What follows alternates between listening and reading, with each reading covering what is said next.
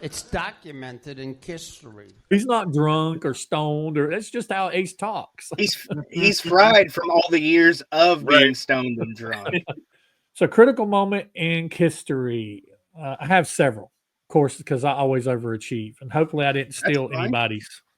If you did, then we'll just say that was mine, and we'll move on. Yep. To me, the most critical moments in KISStory concerning the timeline around the first album are Gene and Paul realizing Wicked Lester was not what they wanted and quitting that band. To me, I think that is the most critical, because had they stayed with Wicked Lester, we would not even really know who Gene and Paul are. The 5-song demo that they recorded with Eddie Kramer in March of '73, I think was critical. So good.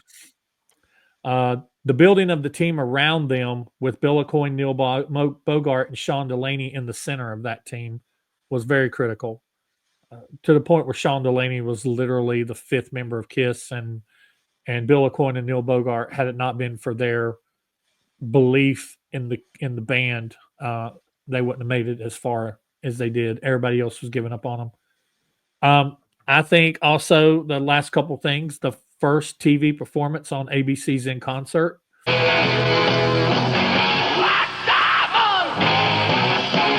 On March 29th, 1974, just a little over a month after their debut album was released. That was their first TV performance. And then the Mike Douglas Show appearance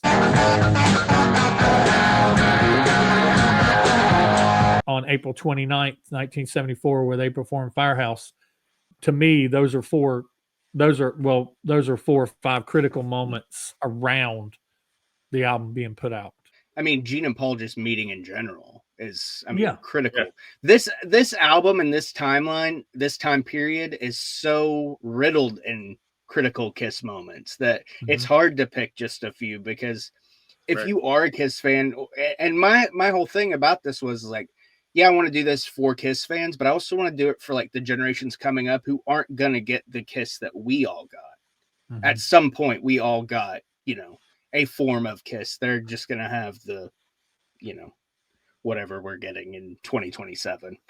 Right. I don't want to talk about that yet. We haven't got there yet. Let's stay back in the happy place in 1974. Yes.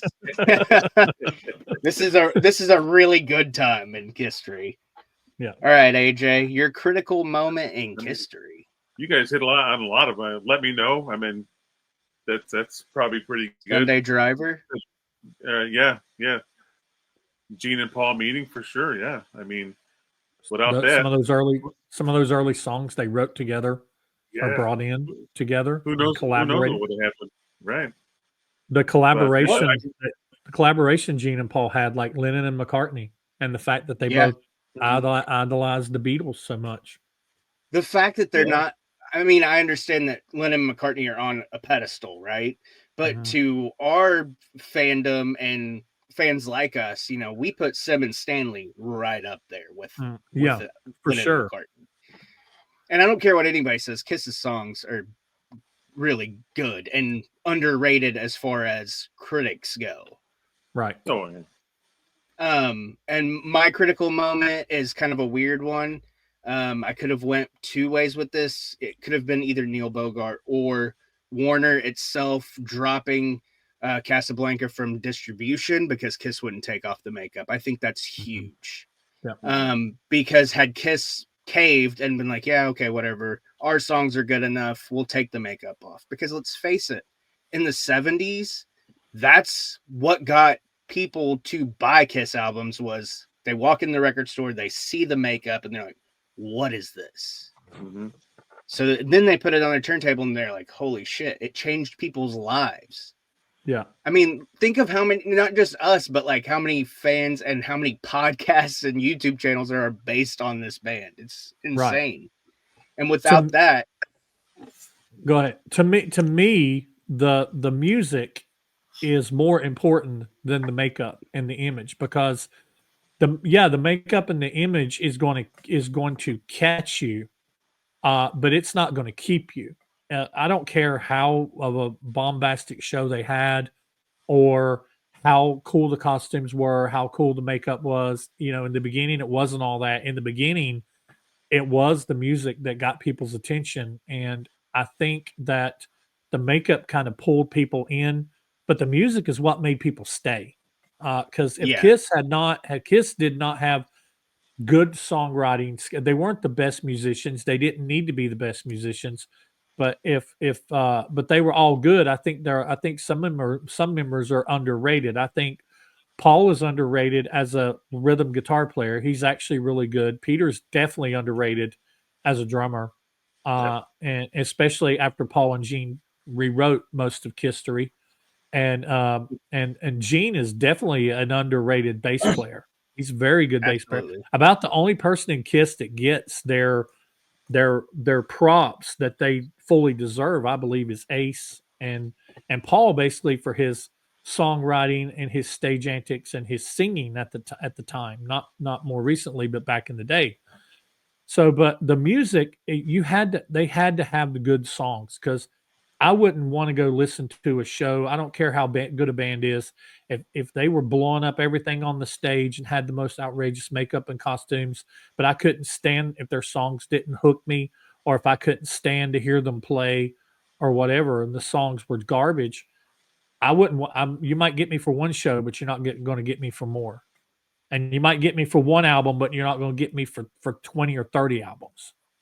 And you're not going to get me for 50 years, that's for sure. You're not going to get me in for 50 years. Right, I've got a lot of other bands that I like too that I could do a podcast on, but it's not the same. It's not the feeling of being a KISS fan is just something that's not matched by anything.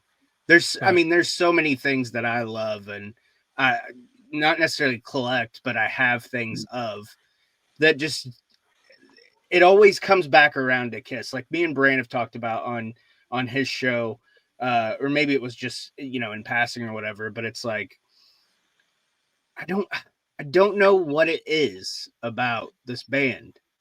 It's the music. Yes, the makeup has something to do with it, but they were just as good later on when they took it off. And that's kind of to go with what you said. They proved to everybody that their songs were good because they made it through all that time. Mm-hmm. And they got us at an early age too. I mean, yeah. And even when they took the makeup off, they still had a successful career. Yeah, sure. They were just as successful during the 80s. They were just as successful as any other band out there. They were pulling in as just as many people.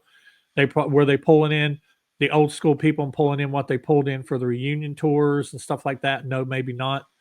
But they adapted with the time. That's what KISS was always really good about doing, is they were good about being different and adapting all at the same time.